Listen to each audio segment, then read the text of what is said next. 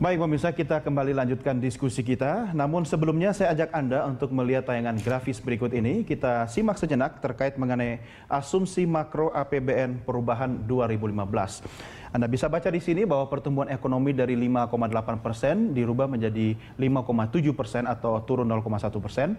Sementara inflasi tetap yaitu sebesar 5% dengan tingkat bunga SPN 3 bulan tetap di angka 6,2%.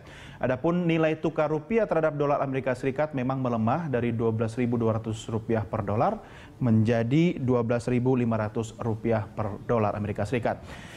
Ya, yang lain-lain ini termasuk harga minyak mentah itu turun, ya, kemudian lifting minyak bumi kita dan seterusnya. Volume BBM bersubsidi itu dari 17,9 kiloliter, solar 17,05 juta kiloliter dan seterusnya. Ada juga mengenai cost recovery dari 14 miliar US dollar turun dari 16,5. Nah, ini kita lihat kondisi real kuartal 1 pada tahun 2015, ekonomi kita tumbuh 4,71%, turun 0,5% dibandingkan periode yang sama tahun lalu, yaitu 5,21%. Tahun lalu periode yang sama berarti masih Presiden Susilo Bambang Yudhoyono, ya. Nah, dengan tidak bermaksud membandingkan, tapi memang presidennya masih SBY waktu itu, ya, di masa akhir. Nah, inflasi sendiri sampai bulan Mei 2015 itu adalah di angka 7,15%. Ini data dari Bank Indonesia. Ini yang penting juga kita lihat nilai tukar rupiah kita.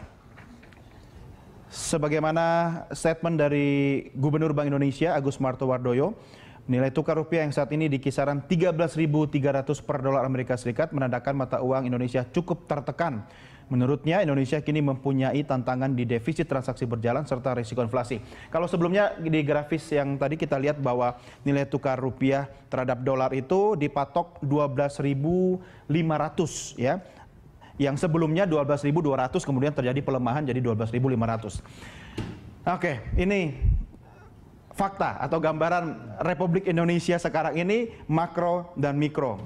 Bagaimana mengurai benang kusut ini? Dari sisi kebijakan misalnya Pak Wijayanto, apa yang harus dilakukan oleh pemerintah kita sekarang ini? Terkait makro atau mikro nih? Kita mulai dari makro dulu. Iya, makro. Barangkali kita lihat pertumbuhan ekonomi ya, 4,71 kuartal pertama. Jujur saja ini mengagetkan banyak pihak, termasuk yang di pemerintahan sendiri. Karena melihat asumsi APBN yang cukup tinggi ya, 5,7% begitu ya. Tapi memang tanpa berusaha menyalahkan faktor eksternal, kita melihat ekonomi dunia yang betul-betul sedang lesu. Bahkan Cina sendiri struggle gitu ya, Amerika juga struggle, Eropa struggle, Jepang struggle. Yang cukup survive itu adalah negara-negara seperti India, kemudian Filipina, yang sebenarnya kita tidak banyak melakukan transaksi perdagangan begitu ya. Jadi penurunan komoditi merupakan salah satu faktor penting penurunan ini. Yang bisa dilakukan pemerintah ya prinsipnya hanya 3 hal saja. Kalau yang international trade agak sulit begitu. Yang pertama adalah bagaimana mempercepat realisasi pengeluaran APBN, terutama untuk proyek-proyek infrastruktur. Itu digenjot walaupun menghadapi banyak kendala hingga saat ini. Yang kedua adalah bagaimana investasi itu bisa segera direalisasikan. Data terakhir untuk investasi ini tidak terlalu mengkhawatirkan begitu ya. Yang ketiga yang sangat penting adalah bagaimana supaya daya beli masyarakat itu tetap tinggi. Ya. Nah, ini terkait dengan inflasi, bagaimana menjaga harga bahan pokok dan lain sebagainya. Ini 3 hal yang bisa dilakukan pemerintah dan saya melihat memang pemerintah melakukan banyak hal di ketiga aspek ini. Walaupun dengan hasil yang menurut saya harus kita tunggu sampai kuartal kedua ini saya berakhir. tertarik dengan faktor kedua soal investasi kan. Kalau kita bicara Pak Haryadi terkait dengan investasi ini kan harus didukung oleh infrastruktur termasuk regulasi. Nah, kalau mulai dari pelabuhan nanti ujung-ujungnya tol laut, ini kan sebenarnya potensi kehilangan negara di situ kan cukup besar. Nah, kalau tidak diperbaiki sekarang bisa nggak berdampak ke yang lain? paling tidak ke kalangan pengusaha dulu, atau secara bertahap menurut Anda? Ya, tentu pasti ada pengaruhnya Mas. Jadi masalah infrastruktur ini kan tidak hanya pelabuhan, listrik juga begitu. Sekarang yang kalau di lapangan itu yang paling mengemuka adalah ketersediaan listrik Mas. Jadi listrik itu bahkan di ring 1 aja di Jakarta ini itu mati lampu PLN itu sering sekali loh Mas. Jadi itu juga tantangan kita ya, itu seperti itu.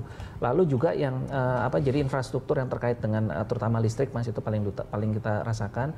Kalau mengenai logistik itu memang memerlukan juga pemerintah bisa lakukan itu cepat Mas, karena sudah ada kan Mas, pelabuhannya udah ada, tinggal bagaimana keseriusan untuk menertibkan ini semua. Dan menurut saya setuju dengan Pak Presiden ya, kalau memang terutama sebetulnya bukan kalau menteri itu kan kebijakan dia, justru orang-orang yang di lapangannya ini yang mesti dicopotin nih, pemain-pemain lapangan. Maksudnya yang di lapangan ini misalnya yang di pelabuhannya, Pelindo 2-nya, lalu juga mungkin juga harus dilihat juga kepabeanannya di sana seperti perhubungan di sana. Jadi menurut saya betul tanggung jawab menteri iya. Kenapa Pelindo 2 kan Pelindo yang lain? Iya, karena kita bicara Tanjung Priok ya misalnya. Oke, Tanjung Priok masuk Pelindo 2. Harus lihat. Jadi maksud saya bukan hanya Pelindo 2, artinya orang-orang yang terkait langsung di lapangan itu harus dilakukan peninjauan. Tapi kok masalah soal kepelabuhanan itu selalu menyangkut Pelindo 2 ya, dari dulu sampai sekarang ya? Uang dia operatornya. Apa gimana? Karena memang sama aja sirkulasi distribusi di situ sangat. Ya sama aja kalau di airport kan sama aja dengan pakai Angkasa Pura. Jadi kan mereka ini kan memang operator. Maksud saya adalah pemerintah bisa langsung melakukan pembenahan itu. Ini kan masalah manajemen. Manajemen baik di korporasinya, operatornya, manajemen di maksud saya ini kan ada wilayah Pelindo, bukan cuma Pelindo 2 gitu kan. Karena kan yang paling besar di situ. Kalau paling besar ini dengan tidak bermaksud mencurigai, berarti kan potensi kerugian negara cukup besar di situ. Artinya ada dong rekayasa kebijakan yang sebenarnya. Makanya Pak Jokowi itu yang saya sangat mendukung sekali kalimatnya bahwa saya akan cari sendiri jawabannya gitu kan. Jangan-jangan sudah tahu. mungkin cuma gitu. Waktu itu ditanya nggak ada yang jawab gitu kan. Ini juga saya juga ingin menyoroti juga Mas ya. Jadi masalah dari itu yang bisa pemerintah langsung lakukan. Nah, tadi terkait dengan investasi, sebetulnya di on the pipeline orang yang sudah menyatakan minat untuk investasi di Indonesia jumlahnya juga cukup banyak Mas. Jadi itu yang menurut saya juga harus dikejar untuk bisa direalisasikan. Ini juga jangan sampai ada kendala gagal investasi ya, hanya gara-gara persoalan seperti ini. Memang tidak mudah, artinya kalau begitu mereka mau masuk ternyata tadi misalnya seperti isu listrik gitu ya. Nah, ini memang harus simultan Mas. Nah, sayangnya listrik ini hari ini kita bangun baru kita nikmati 2,5 tahun kemudian atau 3 tahun kemudian. Nah, ini yang membutuhkan ini. Dan juga satu hal juga yang hari-hari ini Apindo juga merasa cukup risau, yaitu mengenai masalah RPP pemanfaatan air Pak. Ini juga jadi masalah juga air. Jadi pasca putusan Mahkamah Konstitusi Undang-Undang Nomor 7 Tahun 2004 tentang pemanfaatan sumber daya air, PP kan karena dibatalkan, lalu ikut aturan yang lama Undang-Undang 11 tahun 1974. Nah, ini juga salah satu yang menurut saya menterinya juga harus hati-hati, harus memonitor karena menteri apa ini? Ini kebetulan sponsornya adalah PU dan Perumahan Rakyat ya. Karena keluarnya RPP yang sempat kita monitor, memang di putusan MK-nya itu adalah pokoknya yang namanya air harus diserahkan kepada BUMN atau BMD. Kalau ada sisanya baru kasih swasta. Nah, tapi di situ nggak nyangkut, nggak ada pernah nyebut misalnya investasi asing. Sekarang asing nggak boleh masuk gitu loh, Pak. Ini juga jadi masalahnya. Yang kayak gitu-gitu ya. Ini saya hanya ambil contoh betapa regulasi itu juga bisa akhirnya mengacaukan semua iklim investasi. Tapi kalau Pelindo tadi di bawah Menteri Perhubungan ya? Pak Wijayanto, itu pertanggungjawabannya? BUMN. Oh, BUMN. Kementerian BUMN. Ya, jadi saya juga berusaha menerjemahkan wajahnya Menhub pada waktu Pak Jokowi marah-marah. Ini kan gesture kan juga bisa kita lihat gitu kan. Perhubungan sebagai regulatornya, regulatornya, jadi tapi Bu Rini sangat berperan di sini ya. Nah, selama kita dialog ini, kami juga mengundang partisipasi pemirsa untuk bisa berinteraksi, bisa memberikan pertanyaan atau komentar dalam diskusi kita. Sambil menerima telepon, saya minta produser saya juga untuk melakukan riset terkait dengan Pelindo 2 tadi ya. Mungkin ada berita-berita terkait yang bisa kita diskusikan nanti. Oke, sudah bergabung bersama kita Pak Wawan dari Makassar. Pak Wawan, selamat malam. Malam. Agak kare, Pak? Baik. Iya, silakan. Ada pertanyaan atau komentar? Silakan, Pak. Ada pertanyaan dan komentar. Pertama ke Pak Haryadi. Ya. Pak Haryadi Sukandani. Pak Haryadi ini mirip mirip-mirip Menteri Perdagangan menyalahkan lapangan bawah. Bahkan Menteri Perdagangan itu menyalahkan importir. Padahal mana mungkin importir mau lama-lama peti kemasnya di situ itu kos lagi. Nggak mungkin lah pengusaha mau ini lama-lama Curhat ini. Oke. Gudang kontainer kok menyalahkan. Nah sama dengan Pak Haryadi menyalahkan yang lain. Pak Haryadi sekali-sekali dong jalan-jalan ke Tanjung Priok. Lihat bisa di sana kan? Antri masuk, lihat apanya, lihat kemacetannya, lihat apanya. Itu dong lihat. Oke. Lihat, jadi jangan disalahkan yang di bawah. Itu yang pertama. Ya, Komentar yang aja. kedua? Kemudian ini ke pengamat ekonomi. Ya, Pak Wijayanto, staf khusus Wapres ya. Pak Wijayanto. Bank Dunia memprediksi kita tumbuh 4,7%. Indef 5. Kemudian IMF kemarin juga mengatakan di bawah 5. Nah, jadi saya yakin pertumbuhan triwulan kita, triwulan kedua ini kembali 4,7 seperti triwulan pertama, bahkan mungkin di bawah. Oh. Nah, kalau itu terjadi, itu berarti resesi, Pak. Kalau sudah triwulan pertumbuhan ekonomi suatu negara tumbuh di bawah tren, itu sudah resesi. Itu sudah resesi. Jadi tolong diingatkan Jokowi supaya tidak sekedar meresapel orangnya politik. Saya malah belum bicara reshuffle loh Pak. Nah, jangan ekonominya aja, politiknya. Oke.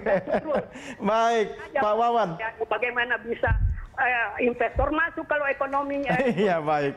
Nggak ada kepastian. Baik. Tidak ada kepastian politik berarti.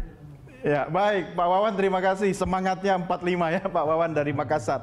Baik pemirsa, silakan Anda bisa berinteraksi bersama kami melalui nomor telepon yang tertayang di layar televisi Anda, atau bisa kirim SMS juga, atau mention kami di Twitter di @berita1tv. Silakan Pak Haryadi dulu yang memberikan komentar. Saya pikir gini, jadi saya sependapat dengan Pak Wawan. Ya, setuju dong ya. Justru ya itu yang kita permasalahkan kan, nggak, karena memang selama ini dituduhkannya bahwa importir itu sengaja menumpuk di pelabuhan gitu loh. Biar bayar murah ya, sewa pelabuhan. Karena di gudang, makanya saya bilang kok kalau misalnya seperti itu kan otoritas pelabuhan kan bisa menghitung kalau terjadi penumpukan, bukannya dia malah rugi, ya kan, dan itu sudah sudah kita tahu, udah lama dibicarakan seperti bahwa otoritas, apakah itu Pelindo maupun juga Kepabeanan, itu mempunyai bisa mereka bekerja sama untuk mengatur mengenai penumpukan ini. Bahkan kita jangan lupa, kita juga punya report kan, punya report yang di Jababeka ini itu. Bekerja sama maksudnya dipindah. Kolusi. Bukan. Artinya bekerja sama. Kalau memang niatnya itu adalah untuk menurunkan dwelling time. Kalau penumpukan itu terjadi kan bisa dipindah ke report. Iya. Jadi sebetulnya semua itu bisa dilakukan. Bahkan juga kalau memang di tuduhan mereka betul bahwa ada terjadi penumpukan, kan bisa dibikin aturan. Kalau nggak ditebus sekian lama, ini dilelang. Dipercepat aja. Jadi banyak hal yang bisa terjadi. Ya? Iya. Jadi kalau mengenai Pak Wawan. Tapi kalau soal itu juga harus ada regulasi yang memayungi dong, Pak. Nggak boleh. Justru itu dia kan, apa susahnya ini kan bicara koordinasi, Mas. Ini kan kalau misalnya niatnya memang itu ya kan. Butuh dukungan politik dari parlemen dong. Ini mah nggak usah sampai parlemen. Itu kan teknis sekali di lapangan. Ini nggak perlu apa-apa. Jadi ini tergantung. Maksudnya begini, jangan sampai makan dapurnya wakil rakyat kita, Pak.